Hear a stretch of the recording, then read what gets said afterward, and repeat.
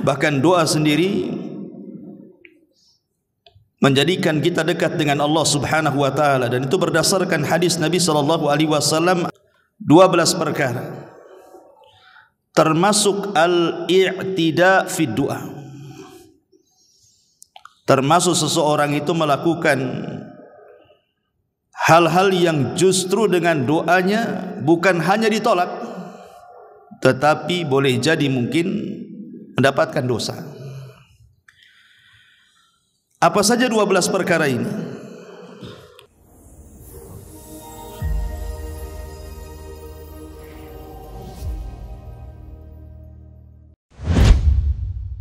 Alhamdulillah wassalatu wassalamu ala Rasulillah wa ala alihi wa sahbihi wa mawalah wa la hawla wa la quwwata illa billahi wa ba'du. Alhamdulillah, segala puja dan puji hanya milik Allah Subhanahu wa ta'ala. Salawat dan juga salam kita hadiahkan kepada Rasul kita Nabi besar Muhammad sallallahu alaihi wasallam. Malam ini insyaallah kita akan membahas tema nasihat 12 perkara tidak boleh dilakukan dalam berdoa. Ma'asyiral muslimin yang dimuliakan Allah Subhanahu wa taala, kita tahu bahwa doa adalah ibadah, dan doa memiliki keistimewaan khusus di hadapan Allah Subhanahu wa taala. Karena Nabi sallallahu alaihi wasallam mengatakan dalam sebuah hadis, laisa syai'un aqram 'ala Allahi minad du'a. Tidak ada sesuatu yang sangat mulia di sisi Allah Subhanahu wa taala melebihi sebuah doa. Karena hampir semua ibadah terkandung padanya doa. Sebutkan ibadah apa saja, pasti di dalamnya ada doa. Lah doa sendiri, kalau kita mengupas secara dalam, banyak faedah dan manfaat yang kita akan dapati. Di antaranya sababun lidaf'i ghadabillahi azza wa jalla, menjadi sebab pencegat murkanya Allah Subhanahu wa taala.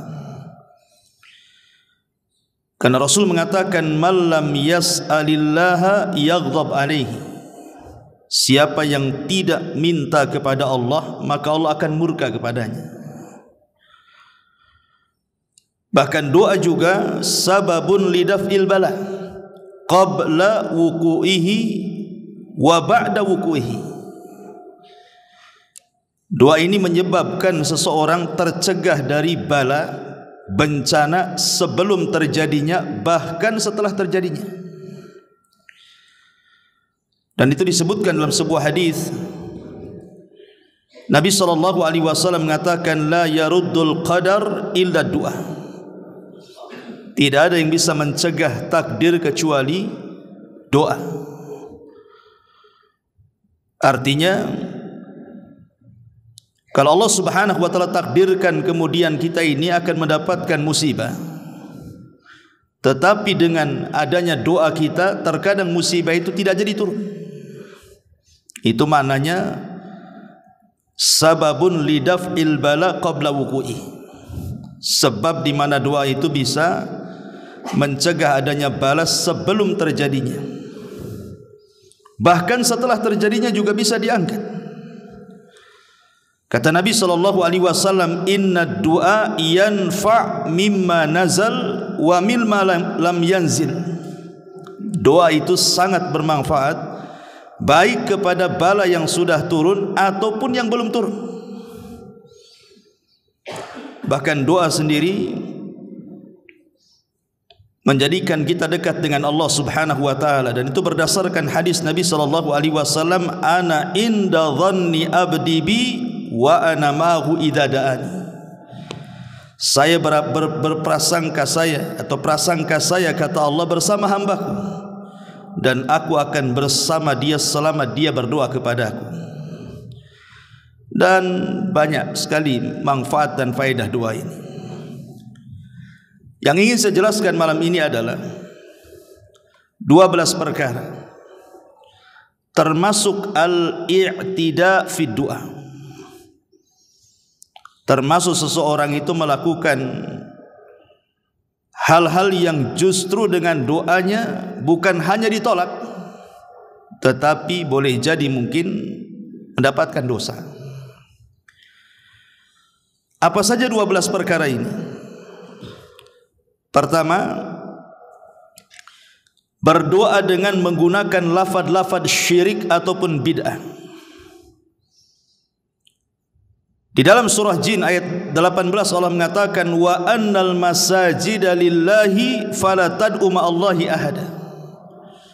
Dan masjid-masjid itu milik Allah, janganlah kalian berdoa bersama Allah siapapun.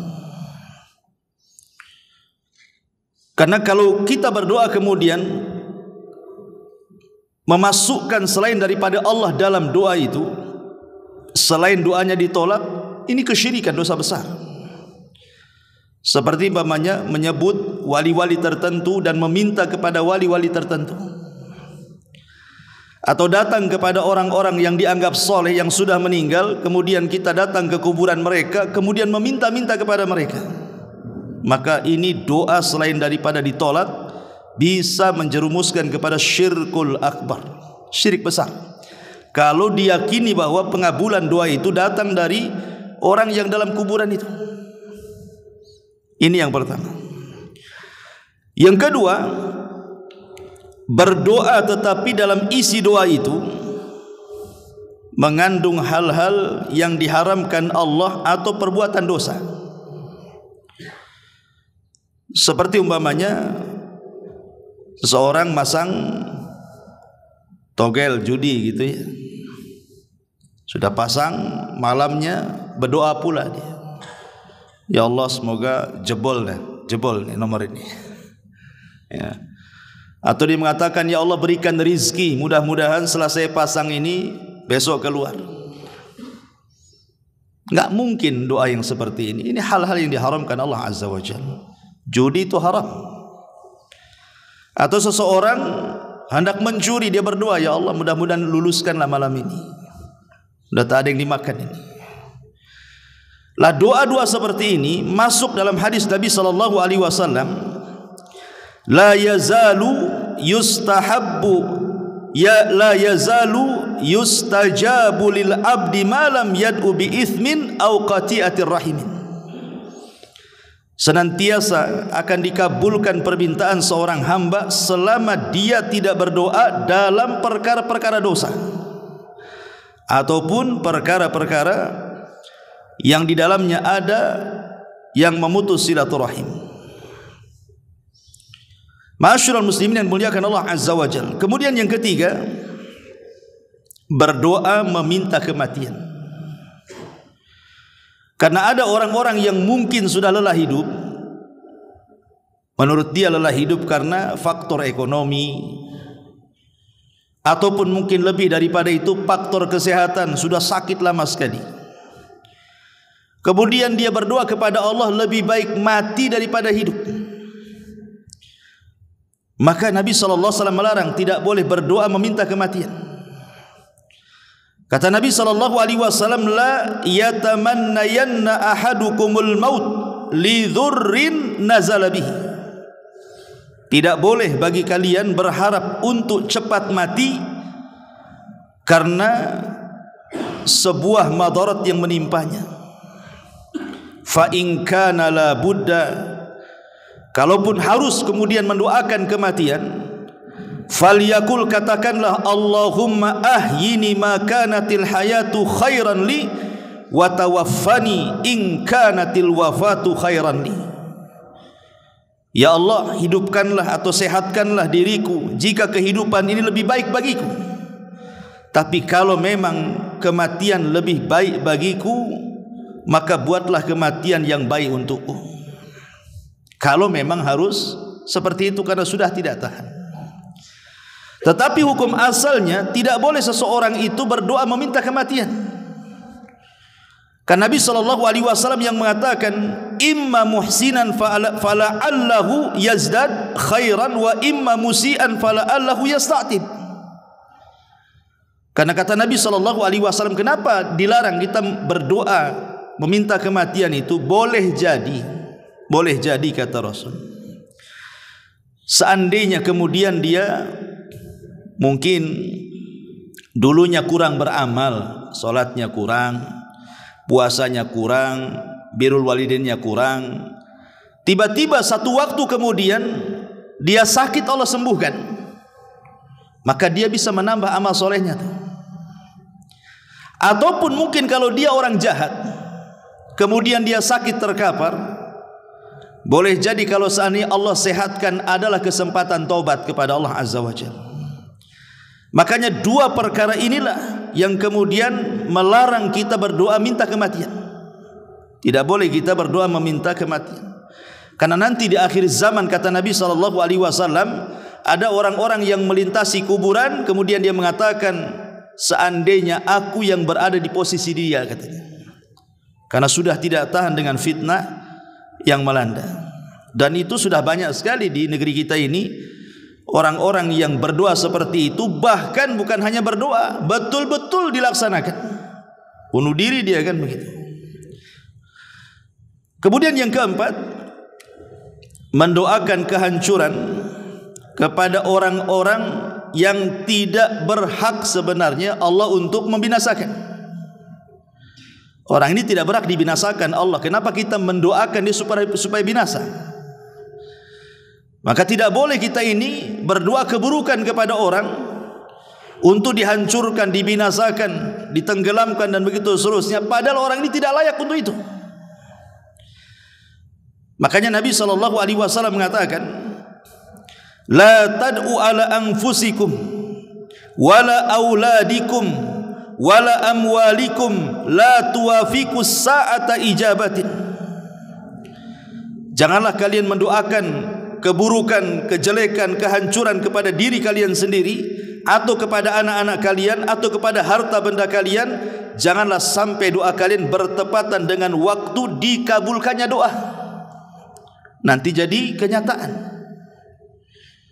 Tidak boleh seseorang itu mendoakan, mengutuk orang supaya binasa gitu, apalagi yang dikutuknya sesama muslim. Kepada keluarga kan seperti itu. Rata-rata nih biasanya orang-orang yang mendoakan seperti ini mungkin karena merasa disakiti atau dizalimi, sehingga terkadang doa yang disampaikan kepada orang yang menyakiti itu terkadang terkeluarlah kalimat laknat, kalimat kehancuran, kebinasaan. Kata ulama, kalaupun kita harus mendoakan orang yang menyakiti kita, maka doakan sesuai dengan kezalimannya. Jangan melebihi doa dari yang dizaliminya. Dia menyakiti tak seberapa sama kita, tapi kita doanya ngeri kali. Itu maksudnya. Boleh jadi mungkin dia hanya menggibah kita, atau mungkin ikut memfitnah kita hari itu saja mungkin. Sebelum-sebelumnya dia baik, tapi karena sakit hatinya kita, akhirnya kita mendoakan berlebihan dari apa yang ia lakukan kepada kita. Ya Allah, matikan aja dia itu, tabrak aja dia. Oh, ini gimana ceritanya? Enggak boleh kita ini mendoakan walaupun dia zalim sama kita. Tapi kalaupun harus kemudian mendoakan keburukan kepada orang yang zalim, maka doakan sebatas kezalimannya saja. Kalau lebih, berarti tidak ada gunanya. Apa bedanya Anda dengan dia? Ma'asyiral muslimin yang dimuliakan Allah Subhanahu wa taala. Karena hukum menyakiti manusia dengan doa itu juga tidak boleh. Man adza musliman faqad adzani wa man adzani faqad adza Allah. Barang siapa yang menyakiti orang Islam, maka ia benar-benar menyakitiku, dan barang siapa menyakiti aku maka ia benar-benar menyakiti Allah Subhanahu wa taala. Kemudian yang nomor 5, berdoa melampaui batas dengan doa yang terkadang tidak pantas diucapkan.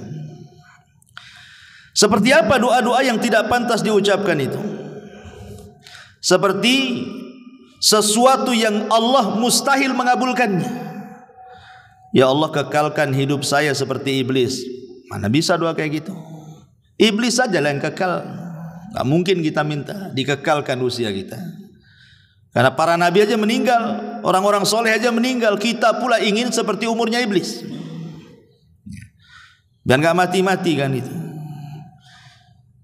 Ataupun ya Allah jadikan aku malaikat. Mana bisa jadi malaikat ini. Atau jadikan saya nabi. Gak ada lagi nabi setelah Rasulullah SAW. Lah itu doa-doa kayak gini nih. Ini doa-doa yang tidak pantas. Karena bagaimanapun dia jungkir balik, nggak mungkin dikabulkan, mustahil. Makanya kenapa Allah Subhanahu wa taala mengatakan ud'u rabbakum tadarruan wa khufyatan innahu la yuhibbul mu'tadin. Berdoalah kepada Tuhanmu dengan rendah diri dan suara lembut, sesungguhnya Allah tidak suka orang-orang yang melampaui batas dalam doa. Makanya dalam sebuah hadis yang sahih yang diriwayatkan Imam Hakim dalam Mustadraknya, kata Nabi SAW, innahu sayakunu fi hadhil ummati qaumun ya'taduna fit tahuri wad du'ai. Akan muncul dari umatku, kata Rasul, sekelompok kaum yang mereka akan berlebih-lebihan dalam doa dan dalam bersuci. Maka tidak boleh melampau. Doa itu melampaui dari sesuatu yang mustahil dikabulkan. Kemudian yang nomor 6, berdoa dengan membatasi orang-orang tertentu saja dan mengharamkan bagi yang lainnya. Dan ini diambil dari kisah Arab Badui yang masuk ke masjid di zaman Rasul kemudian kencing. Kemudian kan sahabat marah tuh, karena gimana pun kurang adab masa kencing dalam masjid. Tapi ketika kemudian memuncak kemarahan para sahabat, Nabi SAW meredakan kemarahan para sahabat dan mengatakan, tinggalkan dia, ini urusanku. Maka Nabi SAW pun cuman berdua antara Rasul dan orang yang kencing itu, dibiarkan sampai selesai kencing. Kemudian Rasul mendekat. Kemudian Nabi SAW membawakan timba dan mengatakan, ambillah air dan siramlah tempat kencing. Maka Arab Badui ini mengambil air, menyiramkan ke tempat kencingnya. Kemudian Rasul mengatakan, masjid ini untuk solat, untuk zikir dan untuk baca Quran. Kemudian Rasul pun tersenyum dan menasihati dengan lembut. Rupanya nasihat Nabi SAW merasuk ke dada orang Arab Badui ini. Dan dia melihat orang-orang yang memelotot padanya, para sahabat itu, dia tidak suka. Dari situlah terkeluar ucapan, Allahumma arhamni wa Muhammadan wa la tarham minhum ahada. Ya Allah, rahmati aku dan Muhammad saja, dan jangan kau rahmati mereka-mereka itu yang melotot sama aku, katanya. Kata Nabi SAW, ya fulan laqad hajjartaha an-nasin katsir. Wahai fulan, engkau telah menghalangi kebaikan kepada semua orang banyak. Masa engkau dan aku saja, katanya. Yang lain enggak boleh, ya kan? Itu tidak boleh kita membatasi doa itu. Seolah-olah yang mendapatkan rahmat dia dan Muhammad saja, yang lain enggak, gitu kan.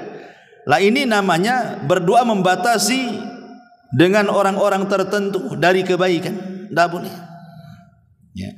Ma'asyiral muslimin yang dimuliakan Allah Subhanahu wa taala. Ini yang nomor 6. Yang nomor 7, berdoa meminta disegerakan hukuman di dunia. Disebutkan dalam riwayat yang berasal dari Anas bin Malik radhiyallahu an. Jadi satu hari Rasul menjenguk seseorang dari kaum muslimin yang sakit parah sehingga sampai kurus kering. Ya. Jadi Nabi SAW bertanya kepada orang yang sakit, yang sudah parah kali, sudah kurus kali. Kata Rasul, apakah kamu sudah berdoa memohon sesuatu atau meminta sesuatu kepada Allah, wahai fulan? Maka ia menjawab, ya, aku telah mengatakannya. Ya Allah, apa yang telah engkau tentukan hukumanku di akhirat, segerakan saja untukku di dunia, katanya. Maksud dia itu, kalau memang engkau sudah menentukan aku akan diazab di neraka, enggak usahlah, di dunia saja. Biar aku nanti ke akhirat itu udah bersih gitu maksudnya. Tapi Nabi SAW mengatakan, ya fulan, jangan katakan seperti itu, engkau tidak akan kuat. Sebaiknya ucapkanlah, Rabbana atina fid dunya hasanah wa fil akhirati hasanah wa qina adzabannar. Ya Allah, berilah kami kebaikan di dunia, kebaikan di akhirat, dan jauhkan kami dari azab neraka. Maka Anas radhiyallahu anhu mengatakan, setelah beliau mendoakan kepada Allah, tiba-tiba orang yang sakit parah ini sembuh. Lihat, Nabi SAW melarang, tidak boleh kita mengatakan seperti itu. Walaupun kan sebenarnya secara lahiriah kan baik gitu maksudnya. Jangan sampai dia pulang menghadap Allah itu dengan banyak dosa, akhirnya menyebabkan dia diazab. Makanya dia mengatakan, ya Allah, kalau memang harus aku diazab di akhirat, segerakan aja di dunia. Tapi Rasul mengatakan, jangan mengatakan seperti itu, engkau enggak akan kuat. Mana bisa kuat kamu? Kalau betul-betul Allah Subhanahu wa taala mengazab neraka dengan azaban neraka, diazab di dunia, enggak ada orang kuat. Nanti ketika engkau tidak kuat, akhirnya kemudian minta supaya azab itu dihilangkan. Gimana nanti? Makanya tidak boleh berdoa meminta disegerakan hukuman di dunia. Ma'asyiral muslimin yang dimuliakan Allah Azza wa Jalla. Kemudian yang nomor 8, jangan berdoa yang terkesan main-main kepada Allah. Contoh umpamanya dia mengatakan, Allahumma ghfirli in syi'ta, ya Allah ampuni aku kalau kau mau. Kan main-main namanya. Masa minta ampun tidak yakin dengan Allah? Ya Allah ampuni aku jika kau mau katanya. Kalau enggak mau gimana kan gitu ya kan? Ini kan main-main namanya. Makanya dalam hadis yang sahih dari Abu Hurairah radhiyallahu an, Rasul mengatakan, la yaqul ahadukum, tidak boleh salah seorang di antara kalian mengatakan Allahumma ghfirli in syi'ta, ya Allah kalau ampunilah aku jika kau mau. Allahumma arhamni in syi'ta, rahmati aku jika kau mau. Liya'zim al-mas'alata fa innallaha la mukriha lahu, hendaklah dia berazam kuat dengan doa, karena Allah tidak bisa dipaksa siapapun. Maka tidak boleh seseorang mengatakan seperti itu. Ini namanya doa main-main namanya. Ngomong saja, ya Allah ampuni aku, titik sampai di sini. Ya Allah rahmati aku. Jangan bilang jangan kalau kau mau kan gitu. Ini enggak yakin orang ini, ragu-ragu, main-main namanya. Kemudian yang nomor 9, berdoa dengan cara mendetailkan permintaan. Didetail-detailkan permintaan. Ya Allah minta rumah, kalau bisa di hook, kamarnya 3 gitu, pakai keramiknya, lantainya, semua didetailkan. Ngapain berdoa kayak gitu? Ya Allah berikan mobil, mereknya ini, kursinya sekian, warnanya sekian, engineer-nya. Enggak usah didetail-detailkan kayak gitu doa tuh. Doa itu pakai bahasa jami'ul kalim. Kalau bisa singkat padat doa itu. Tidak perlu detail-detailkan. Ma'asyiral muslimin yang dimuliakan Allah Subhanahu wa taala. Makanya disebutkan dalam hadis Abdullah bin Mughaffal, dia mendengar anaknya mengatakan, Allahumma inni as'alukal qasral abyad an yaminil jannah idza dakhaltuha.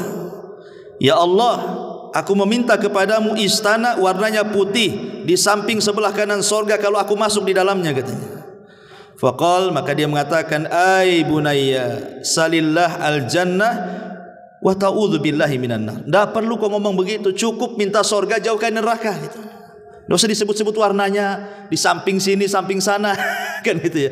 Cukup minta masuk surga itu sudah cukup. Minta dijauhi dari neraka. Enggak perlu doa itu detail-detail sekali.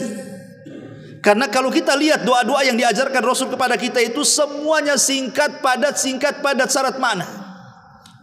Karena Nabi itu dilebihkan dari seluruh para Nabi, mampu mengucapkan sesuatu yang sifatnya itu jawami'ul kalim, singkat tetapi padat syarat makna. Itu ucapan Nabi. Karena kalau kita mendetail-detailkan sedetail doa itu tidak namanya, melampaui dalam berdoa.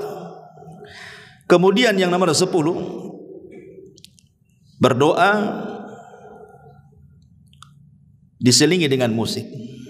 Kita sering mendengar, biasanya di acara-acara biasanya kan, nanti satu orang pegang kertas isinya doa, nanti ada lirik musiknya pula dari belakang. Jadi nangis itu bukan isi doa yang didengar, karena lantunan musiknya itu yang buat dia nangis. Jadi Anda menangis itu karena dengar musik, atau karena isi doanya? atau dua-duanya. Ma'asyiral muslimin yang dimuliakan Allah Subhanahu wa taala, asal doa itu adalah tadarrur. Kita merendahkan diri kepada Allah. Kita menjadi hamba Allah Subhanahu wa taala. Itu asal doa, merendahkan diri kepada Allah. Kalau sudah diiringi musik itu hilang semuanya itu. Karena kalaupun dia terasa syahdu, terasa khusyuk, terasa nangis, itu bukan semata-mata karena isi doanya tuh. Bahkan terkadang enggak menghayati isi doanya, yang dihayati itu musik-musiknya itulah makanya. Maka sebaiknya doa jangan diselingi musik. Ma'asyiral muslimin yang dimuliakan Allah Subhanahu wa taala. Kemudian juga yang nomor 11, jangan berdoa dengan suara kencang. Dikeluarkan oleh Imam Ibnu Jarir Tabari dalam tafsirnya. Jadi ada seorang laki-laki datang kepada Nabi sallallahu alaihi wasallam dan berkata, "Ya Rasulullah, aqaribun rabbuna fanunajihi am ba'idun fanunadihi." Rasul, Rabb kami ini dekat ataukah jauh? Kalau dekat ya kita bisik-bisik, kalau jauh kita teriak-teriak, katanya. Ini Arab Badui ini. Dia nanya, Rasul, Allah itu dekat atau jauh sih? Kalau memang dia dekat kita bisik-bisik, katanya. Kalau dia jauh kita teriak-teriak aja, katanya. Maka Nabi SAW terdiam sampai turun ayat.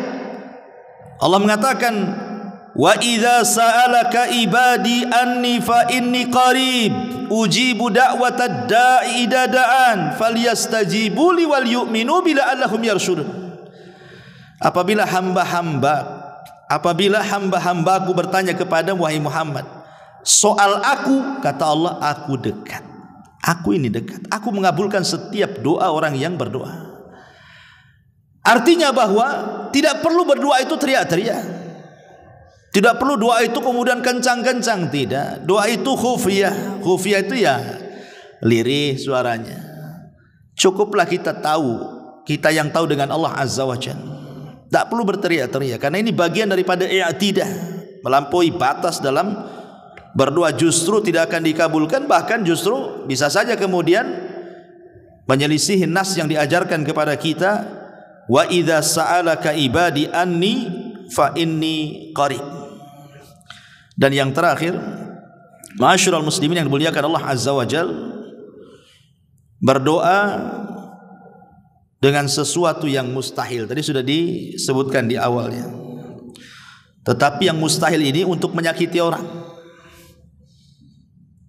Dan mengatakan pamannya, dia mengatakan, ya fulan, orang itu sudah menyakiti aku, nanti kalau masuk neraka kekalkan saja. Tidak bisa kita ini menjustis seperti itu, orang masuk neraka kekal di dalamnya. Bisa saja yang mendoakan seperti itu dia pula yang masuk neraka, yang didoakan pula masuk surga. Dan ini terjadi di zaman Bani Israel. Ketika ada ahli maksiat bermaksiat, kemudian yang ahli ibadah ngamuk-ngamuk dan mengatakan, kalau engkau tidak bertobat, Allah tidak akan mengampuni dosamu dan pasti kau akan masuk neraka dan tidak akan keluar dari neraka, katanya. Kayak dia aja yang punya neraka. Akhirnya Allah wafatkan keduanya. Yang orang baik pula dimasukkan ke neraka, yang orang jahat yang didoakan pula dia masuk surga. Jadi terbalik jadinya kan. Kenapa? Karena dia merasa suci dirinya, orang lain merasa rendah. Nah, ini bahaya kalau kita merasa kita ini paling suci, tidak ada dosa, orang lain seolah-olah dosanya banyak gitu, sehingga dia merasa dia yang penghuni surga, dia penghuni neraka. Tidak bisa. Orang selama masih hidup ada kesempatan tobat. Maka jangan mendoakan seperti itu, karena selama orang hidup itu masih ada kesempatan tobatnya. Dan hidayah itu milik Allah. Bisa saja Allah Subhanahu wa taala menerima tobatnya.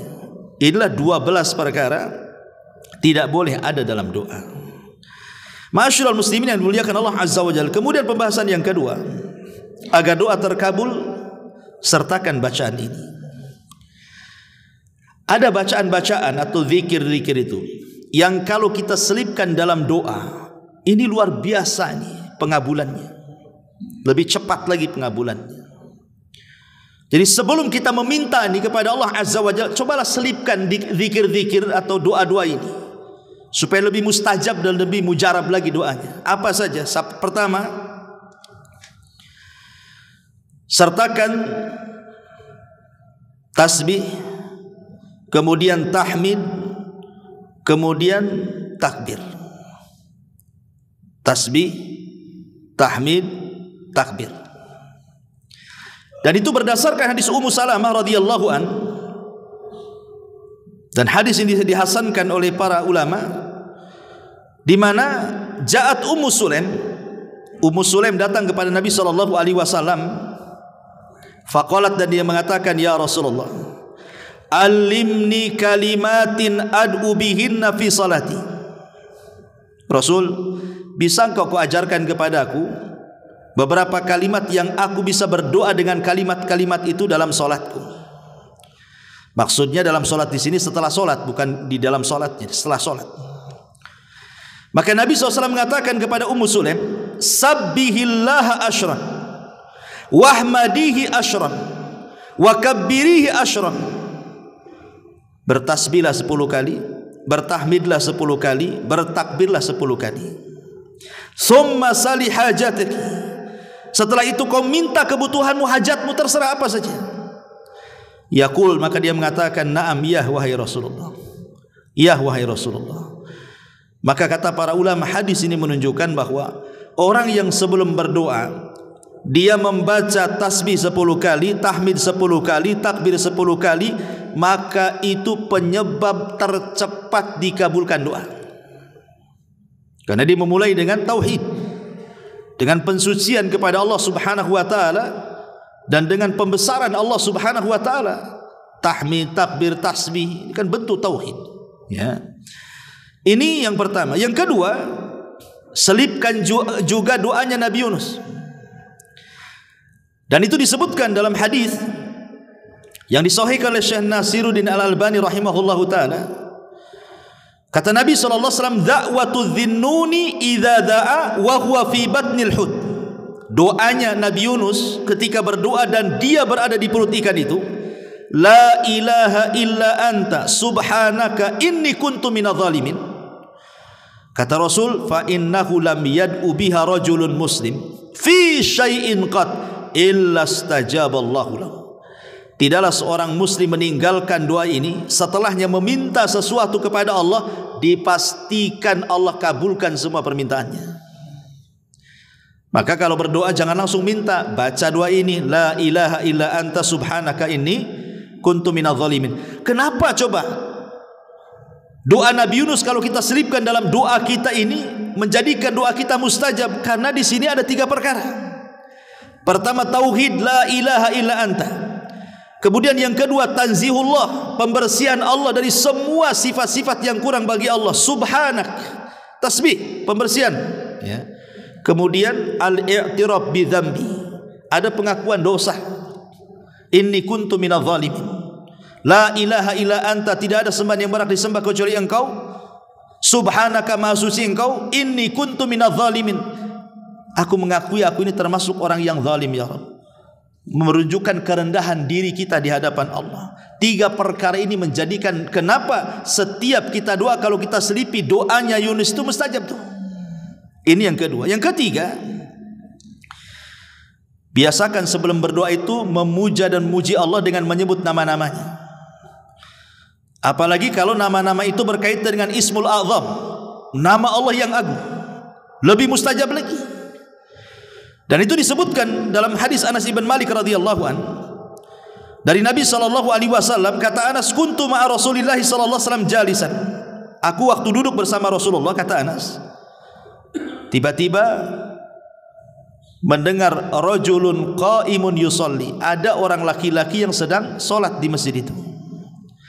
Falamma raka'a wa sajada wa tashahhada da'a, ketika dia sudah ruku, ketika dia sudah sujud, kemudian dia tasyahud, dan sebelum salam dia pun berdoa, Allahumma inni as'aluka bi anna lakal hamda la ilaha illa antal mannan badi'us samawati wal ardi ya dzal jalali wal ikram ya hayyu ya qayyum inni as'aluka.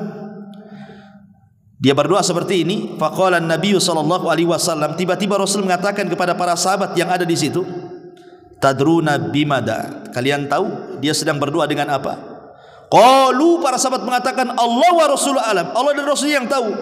Kata Rasul, "Walladzi nafsi biyadihi laqad da'allaha bismihil azim alladzi idza du'iya bihi ajab." Sungguh orang itu sedang berdoa dengan nama Allah yang agung, yang kalau kita sebut dalam doa pasti dikabulkan. Apa ismi agung di sini? Ya Hayyu Ya Qayyum, itu maksudnya.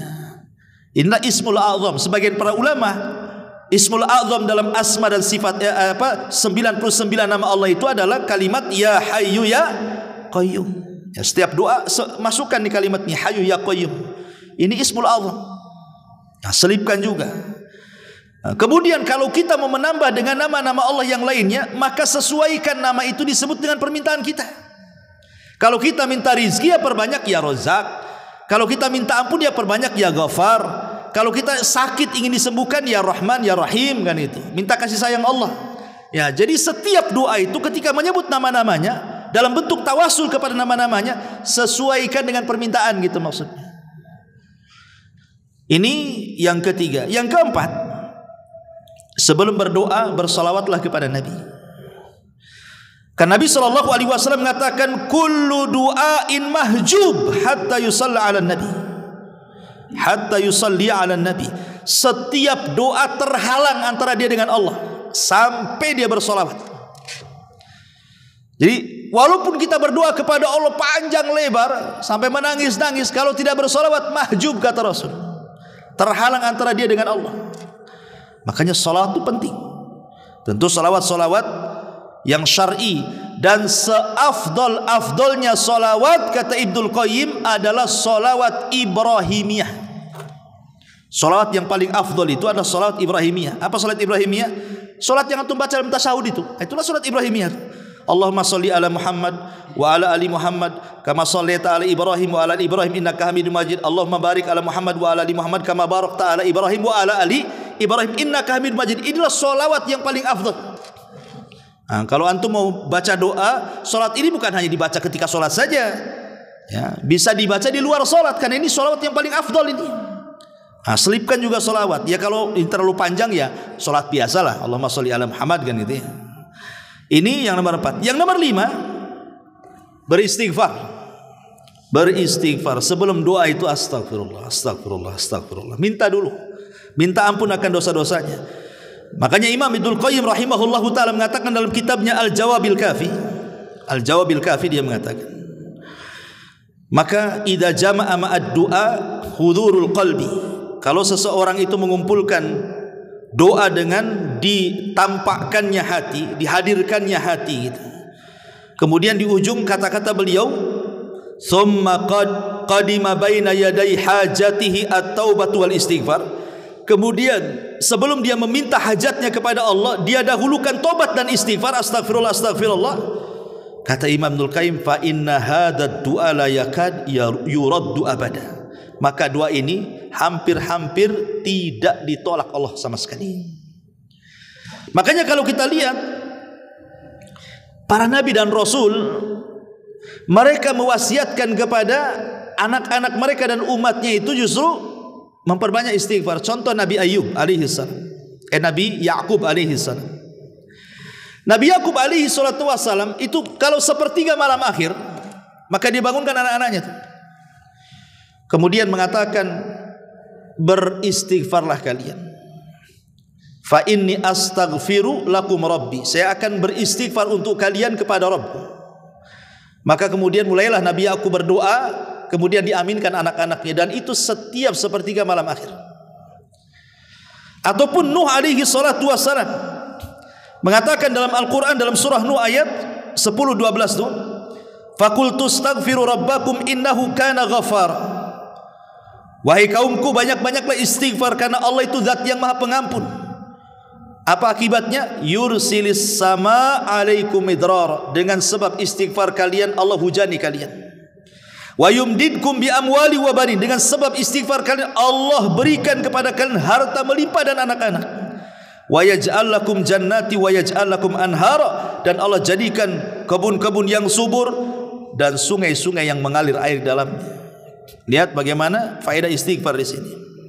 Ini yang ke-5. Yang ke-6, bertawasul. Bertawasul dengan amal saleh. Kalau kita menghendaki berhajat sesuatu ini, bertawasul. Makanya kenapa Rasul mengatakan la tahqiranna minal ma'rufi syai'a, jangan remehkan sekecil apapun kebaikan.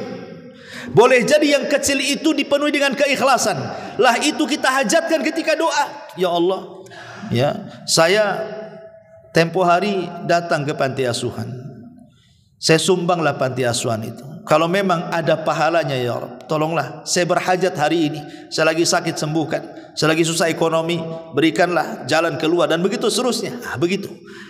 Kita ingat-ingat kira-kira amalan yang menurut antum paling ikhlas itu yang mana? Itu sebut-sebut di situ dalam doa tuh. Itu namanya tawasul dengan amal soleh. Seperti orang-orang yang terjerembab dalam gua, yang tidak mungkin selamat dari situ, tiga-tiganya bertawasul dengan amal soleh, akhirnya keluar dari gua tuh. Ini juga yang keenam, ya, sertakan dengan tawasul kepada Allah Subhanahu wa taala. Inilah diantara bacaan-bacaan yang kalau bisa 6 bacaan ini, saya ulangi, yang pertama adalah apa tadi? Tasbih, takbir, tahmid 10 kali 10 kali. Kemudian yang kedua, berdoalah dengan doa Nabi Yunus. Kemudian yang ketiga, Asmaul Husna, kalau bisa ya Hayyu ya Qayyum Ismul Azam gitu. Kemudian yang keempat, bersolawat. Kemudian yang kelima, beristighfar. Dan yang terakhir, bertawasulah dengan amal soleh. Selipkan dalam setiap doa 6 perkara ini. Insya Allah, yakin biidznillah. Ya, Ustadz, saya sudah mencoba dengan 6 perkara ini, tapi kok enggak nampak nih pengabulannya nih. Jangan Ustadz nih main-main aja nih ngasih resep ini katanya kan. Ma'asyiral muslimin yang dimuliakan Allah Azza wa Jalla, ingat sebuah hadis dari Abi Sa'id Al-Khudri radhiyallahu anhu. Kata Nabi sallallahu alaihi wasallam, "Ma min muslim yad'u laisa bi itsmin wala qati'ati rahimin illa a'tahu Allahu ihda thalath. Imma an yu'ajjal lahu da'watuhu wa imma an yu'ajjila lahu da'watuhu wa imma an yudakhiraha lahu fil akhirati wa imma an yadfa'a anhu minas su' mithlaha." Kata Nabi sallallahu alaihi wasallam, tidak boleh seorang muslim kemudian berdoa yang isinya ada dosa dan memutus silaturahim, tetapi teruslah berdoa dengan kebaikan. Boleh jadi, kata Rasulullah, pengabulannya satu, Allah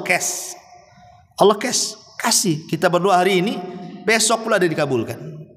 Atau memang tidak dikabulkan di dunia, tapi dikabulkannya nanti di akhirat sebagai pengangkat derajat kita di sorga. Atau boleh jadi Allah mengabulkannya dengan cara lain. Boleh jadi Allah melindungi kita dari bahaya yang kalau seandainya bahaya datang kepada kita lebih daripada permintaan kita kepada Allah Azza wa Jalla. Dari sini kata para ulama, pengabulan doa itu ada 4 poin. Yang pertama, 4 poin itu tahsilu ainil matlub fi waqtil matlub. Terkadang Allah kabulkan di waktu kita minta, Allah kasih. Di waktu kita minta, Allah kasih. Ini yang pertama. Yang kedua, wujuduhu fi waqtin akhar li hikmatin iqtadat ta'khirahu. Atau memang sengaja diulur-ulur, mintanya sekarang, tahun depan pula baru dijabah. Mintanya sekarang, bulan depan pula baru dijabah. Kenapa demikian? Boleh jadi ada hikmah yang kita tidak tahu. Allah tahu.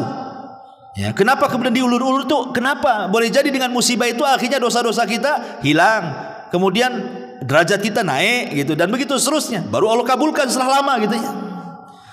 Atau mungkin yang ketiga, daf'us syarri badalihi au i'ta khairun akhar khairun min matlubi. Ataupun mencegah keburukan sebagai bentuk daripada pengganti permintaannya. Jadi dia minta lain, dikabulkannya yang lain. Minta rumah tetapi oleh Allah dihindarkan dari tabrakan. Itu maksudnya.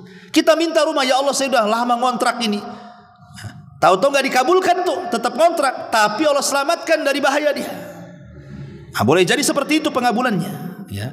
Atau boleh jadi dia minta yang ini tapi dikasih yang lebih baik gitu. Ya Allah, saya pengen nikah dengan janda, dapat gadis, umpamanya kan. Itu kan lebih baik namanya kan. Bisa saja yang diminta itu sedikit tapi dikasih banyak. Boleh jadi, tapi mungkin ada waktu yang kita tidak tahu sampai kapan. Kemudian yang keempat, ataupun iddikharuhu liyaumin yakunu ahwaj ila thawabihi, atau sengaja disimpan oleh Allah Azza wa Jal untuk menghadapi satu hari di mana kita perlu pahala untuk menyelamatkan kita. Ya, maksudnya pada hari kiamat. Ketika kita ini tidak punya pahala, tahu-tahu pahala doa kita muncul menolong kita sebagai syafaat. Ya, ini makanya bisa saja dalam bentuk syafaat kelak pada hari kiamat, atau dalam bentuk pengangkat derajat kita di sorga. Ya, makanya jangan pernah bosan berdoa. Tidak dikabulkan di dunia, di akhirat. Karena Allah itu maha tahu. Allah maha tahu. Dia yang menciptakan kita. Dia mengontrol kita 24 jam. Tidak pernah 1 menit pun kita ini lepas dari kontrolan Allah. Sehingga Allah tahu tentang kita. Terkadang orang ini sakit, sengaja Allah tidak sembuh-sembuhkan, sebab kalau dia sembuh jahat nanti dia. Atau sengaja dia sehat terus, kalau dibuat sakit nanti putus asa dia. Atau dia kaya terus, kalau dia miskin nanti dia kufur. Atau dia miskin terus, kalau dijadikan kaya nanti jadi jahat sekali dia. Itu semua kan hikmah Allah, kita tidak tahu. Bersyukurlah, namanya qanaah, pemberian Allah, itulah syukuri. La in syakartum la azidannakum wala in kafartum inna adzabi lasyadid. Ma'asyiral muslimin yang dimuliakan Allah Subhanahu wa taala. Tetapi doa ini akan lebih mustajab lagi kalau kita sudah tahu keyakinan kapan Allah doa, kemudian disertakan dengan lafaz-lafaz tadi, kemudian hindari 12 tadi, akan lebih mustajab lagi doa itu, ikhwan, kalau seandainya bertepatan dengan waktu-waktu mustajab. Apa waktu-waktu mustajab? Pertama, waktu sahar. Waktu sahar itu maksudnya 1 jam sebelum subuh. Waktu sahar itu waktu yang Allah Subhanahu wa taala dan para malaikatnya turun lagi tuh. Di situ waktu mustajab, sepertiga malam akhir itu. Itu waktu yang luar biasa. Secara kesehatan pun sehat di waktu itu. Secara pengabulan doa pun paling cepat dikabulkannya. Kemudian juga yang kedua, inda iftari shaim, bagi antum yang suka puasa, memang diberikan kekuatan untuk puasa sunnah Senin Kamis, maka sebelum berbuka tuh 5 menit itu waktu mustajab sekali itu. Kemudian yang ketiga, bainal adzanaini wal iqamah, di antara dua azan, di antara azan dan qomat. Bainal adzanaini shalah, di antara dua azan. Maksudnya azan ke qomat.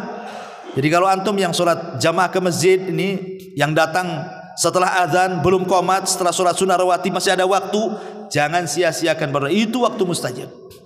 Kemudian yang keempat, inda jalsatil khatib bainal khutbataini, ketika khatib ini kan 2 khutbah tuh Jumat itu.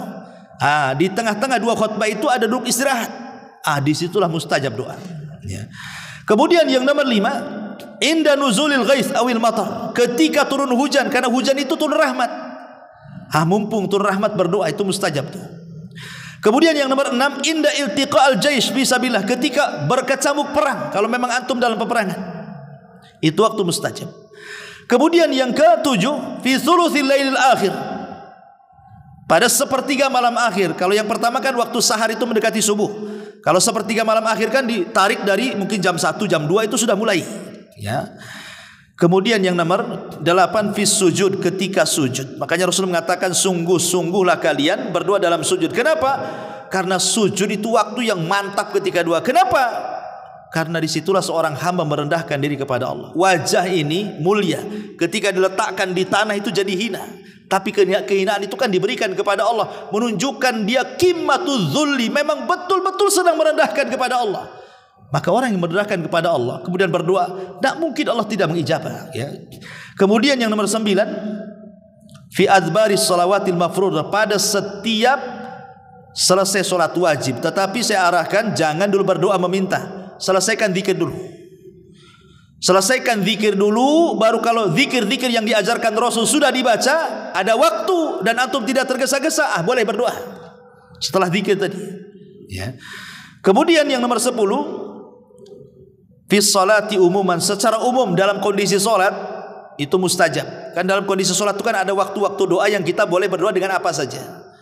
Seperti sujud, ketika sujud setelah kita membaca subhan rabbil a'la, ada waktu kita berdoa. Ataupun dalam tasawuf akhir setelah kita membaca tahiyat, tasyahadat, sholawat, kemudian perlindungan dari 4 perkara, di situ sebelum salam ada doa yang kata Rasul terserah mau doa apa saja, itu mustajab. Ya. Kemudian yang nomor 11, fi auqatil idtirar, dalam kondisi susah, dalam kondisi kita kesusahan ekonomi, harusnya lebih mendekat diri kepada Allah, karena waktu Anda itu mustajab itu. Amma yujibul mudtarra idada. Siapa lagi orang-orang yang akan mengabulkan doa orang-orang yang sulit? Karena orang-orang susah itu tidak ada yang bersandar kepada siapapun kecuali kepada Allah. Mau bersandar sama siapa orang susah itu? Ya. Kemudian yang nomor 12, fis safari, ketika safar, itu mustajab doanya. Kemudian yang nomor 13, fil maradi, ketika sedang sakit. Ketika sedang sakit itu mustajab doanya. Maka jangan sampai kemudian ketika seseorang sakit itu malah putus asa. Disitulah waktu mustajab doa. Kemudian juga ketika mendengar nida, panggilan, ya, wa du'a indal ba'si, maksudnya ketika mendengar panggilan azan, selepas azan itu, ya, itu masuk pada di antara dua azan dan qomat lah itu, ya. Atau antum yang berada di Arafah saat haji, ya, itu mustajab juga doa. Ataupun ketika menutup mata orang yang mati, ruhnya dicabut masih melotot, antum usap. Nah, disitulah kan ada malaikat masalahnya, berdoa kepada Allah Azza wa Jalla, ya. Termasuk juga di malam Lailatul Qadar dan juga di hari Jumat setelah asar sampai maghrib. Nah, itu waktu-waktu yang sangat mustajab, ya. Ma'asyiral muslimin yang dimuliakan Allah Azza wa Jalla. Tapi kata para ulama, dari semua adab-adab doa itu, di sana ada namanya syurut doa. Ini yang lebih antum harus perhatikan lagi. Kalau sudah syarat ini yang paling inti dalam doa. Namanya syurut doa. Jangan pernah ditinggalkan. Yang pertama, ikhlas. Berdoalah dengan ikhlas kepada Allah Azza wa Jalla. Yang kedua, berdoalah dengan kebaikan. Jangan berdoa isinya keburukan. Kemudian yang ketiga, di antara syaratnya kata para ulama, jangan tergesa-gesa. Tergesa-gesa itu maksudnya istijal itu apa? Aku sudah berdoa kok nggak dikabul-kabulkan ya. Nah, kalimat seperti ini jangan terkeluar. Karena banyak orang yang kemudian merasa bosan berdoa karena tidak dikabul-kabulkan, akhirnya nggak mau berdoa lagi. Saya sudah berdoa berkali-kali kok nggak dikabul-kabulkan. Justru kalimat itu tidak menjadikan doa tidak dikabulkan. Itu istijal namanya. Kemudian yang keempat, hudurul qalbi. Hadirkan hati. Anda ini sedang berhadapan dengan siapa? Dengan Allah Subhanahu wa taala, berarti perlu khusyuk di situ. Cari tempat yang bagus, yang bersih, ya gitu. Minta kepada Allah, ya. Kemudian yang nomor 5, itobatul ma'kan wal mashrab wal malbas. Usahakan jauh dari hal-hal yang diharamkan, baik makanan, minuman ataupun pakaian. Kemudian yang terakhir, bersalawat kepada Nabi SAW. Ini disebut syurutud doa namanya, syarat doa. Ya, yang 6 ini. Tentu dengan yang lain-lain tadi yang sudah saya jelaskan, maka doa itu akan lebih mantap lagi. Wallahu a'lam bishawab. Ini diantara faedah doa di malam ini. Mudah-mudahan ada manfaatnya. Subhanallah bihamdika, asyhadu an la ilaha illa anta astaghfiruka wa atubu ilaik. Allahu ta'ala alam. Assalamualaikum warahmatullahi wabarakatuh.